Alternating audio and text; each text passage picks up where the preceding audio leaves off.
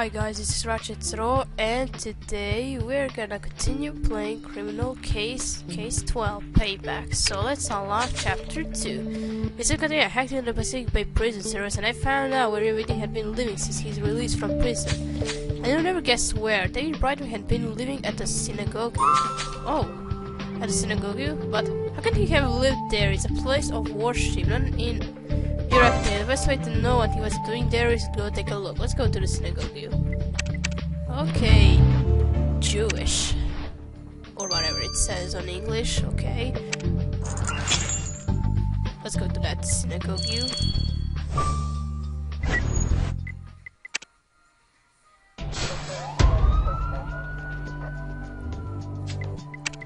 Okay, what do we have here? Clothes box. Where's that? Okay, there you are. Kawaii poster. Okay, here we go. Clone chest. Where's that? Ah, there you are. Faded card. Okay, that's what we need. When it's faded, we need it. Okay. Ah, there you are. You've been hiding it from me. Don't do this. Jewish bread and bucket. Come on, I don't care where I am until leaderboard. Just load. What a beautiful place today. I never had the chance to enter a synagogue before. You're right, back to work. You think there's something relevant in that box of clothes donation? I hope you find it. And you find a business card for you and Scarden. Isn't you involved with that old herbalist we met in our previous investigation? Yes, it is. I knew the name rang a bell. Nice spot. Something was written on that card. We better try and recover whatever it is. Oh, and you're right. There's also the rabbi. He's been waiting to talk to you. His name is Jacob Fishman. Since the waiting slept here, he might have valuable information. Okay.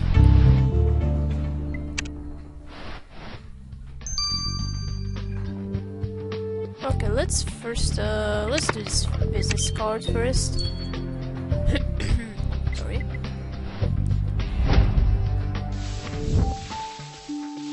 I don't understand this. Perfect, as always. You covered what used to be written on that business card. Let's see what it says. Oh dear, it's Chinese symbols, but I don't know what they mean, Katrina. I took Spanish as a second language in school. Anyway, we should send that note to Hannah. She'll know how to translate those characters. Damn it, not the Chinese. 6 hours. Okay, now let's do this clothes donation.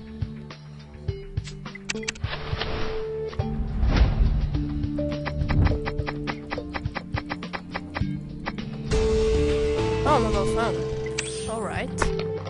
Whoa, people are really generous. Someone donated a phone to the synagogue. I hadn't seen that the victim's name was written on the phone. Of course, that's why I picked it up. The phone is locked though. Do you think you can find the right code, Katrina? Why are you asking me that question? Of course I can. Okay, let's first do this phone. I'm gonna leave Rabbi for later.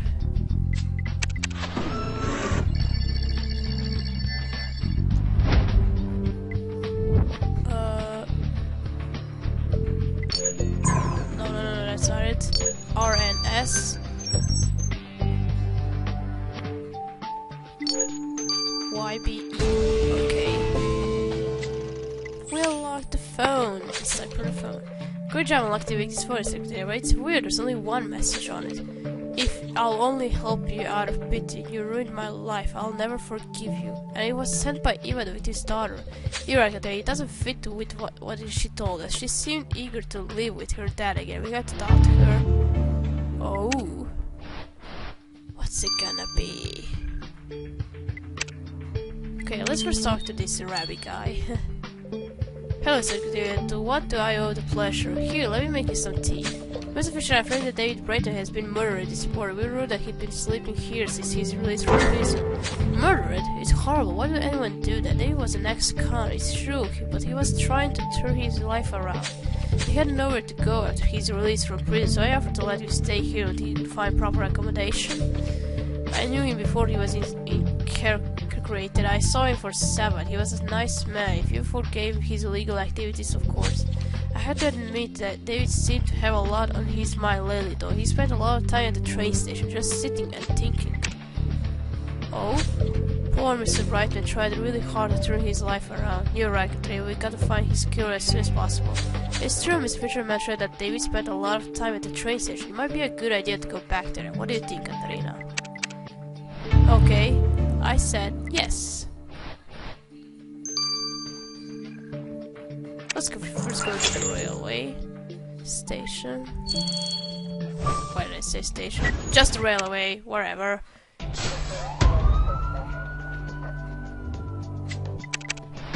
Okay, what do we have here?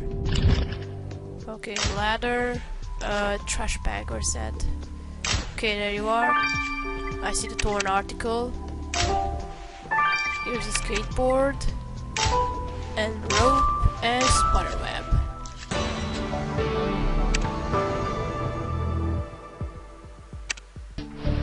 Did you find interesting things in the train station, Katarina? Do you think there's something in that trash bag? I hope you're too close. That newspaper article you found is completely torn up. People in this city really need to take better care of their belongings. Do you think you can restore that article, Katarina? Why do you ask me some questions? Of course I can. Okay, what should we do? I only got 1 star. Let's first do this trash bag.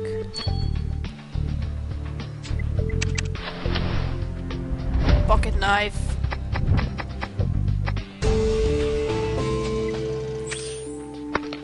Oh dear, the pocket knife found in the trash bag is covered in blood.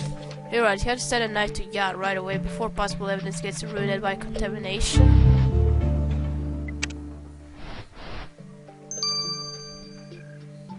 $12, oh come on. Okay, I'm gonna need some stars. Let's see a little bit. Okay, I collected 2 stars, so let's first do this torn article. What is it? Okay, newspaper article. David Reitman arrested. Oh, it's an old article when he was arrested. The article you found in the train station is about our victim's arrest. It must be at least 25 years old. What does it say, Katrina? Apparently the robbery that caused David's arrest was a messy affair. One of his associates was killed. And the name of that associate was Isaac Miller, the same name as Miriam Miller, who owns the deli where your victim was killed, Katrina. You're right, Katrina. She must be his daughter, but she didn't mention that she had a history with the victim. She better tell us everything this time. Sorry? Oh, what did you say? I need 1 more star. Okay, let's first waste this star on Eva. Eva, we know you weren't as happy about your father's return as you pretended. Is that I found the message you sent him? Of course I was thinking. He destroyed my life. He abandoned me. He got himself caught and I had to grow up without my father. And he comes back 25 years later and he thinks he had just walked back into my life, that he can just make it up to me. We had no idea how hard it was. We didn't have any money. I used to go to bed with just a cup of tea. Kids at school made fun of me. It was a nightmare. And just when I thought it was all behind me, Dad comes back without an ounce of remorse. He couldn't understand what I had been through because of him. It's too late for him to make amends now anyway. That association they used to call him the wolf. You know, they should have called him the cuckoo. Cuckoo.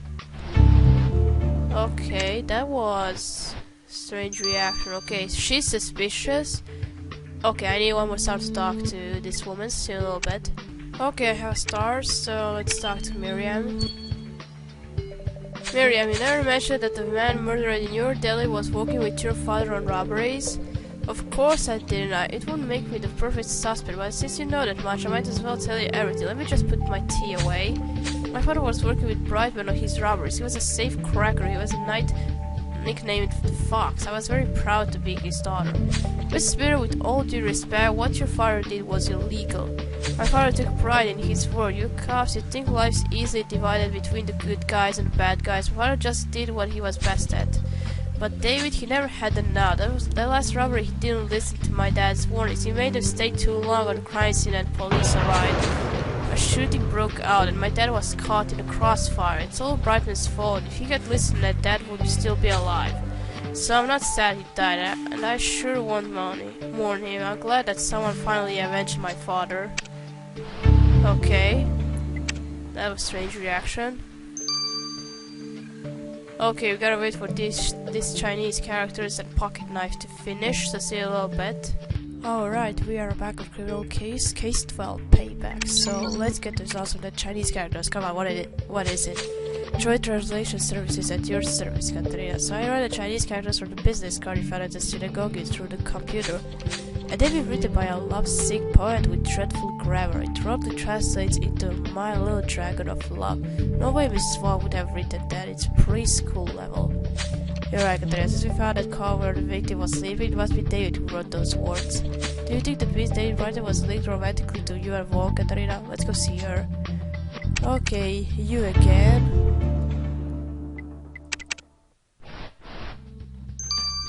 Okay, now let's get the sauce from that pocket knife. Great job, so the blood on the pocket knife you found is your victim's. That means you just found your murder weapon. I knew it! I couldn't find any other biological imprint, but I noticed something in the knife itself. There was a tiny screw stuck inside. It's the type of the screws used for glasses. It was small enough to get stuck inside the pocket knife. Which means you never wears glasses, said Katerina. And if they thought you wouldn't figure it out, they've got another thing coming. Okay, I knew that pocket knife is gonna be our murder weapon.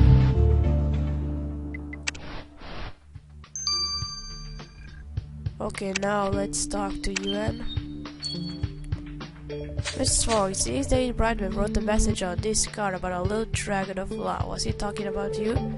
You're talking about him in the past sense, Katerina. That means he's dead, is he? Every time you come to see me, it's to announce someone's death.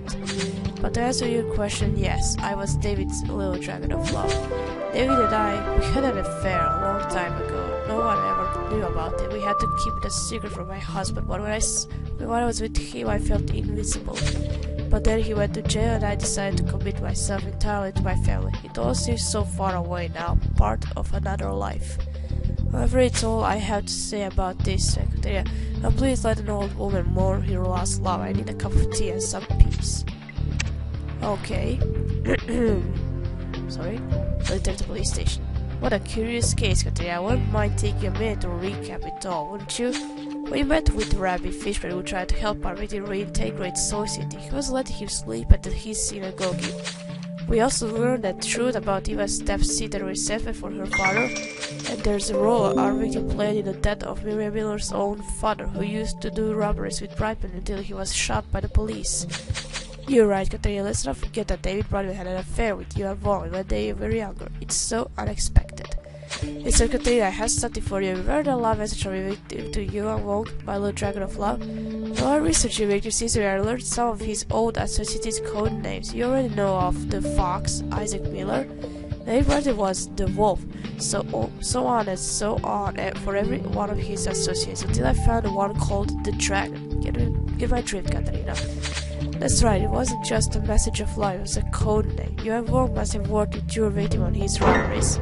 What? What the fuck?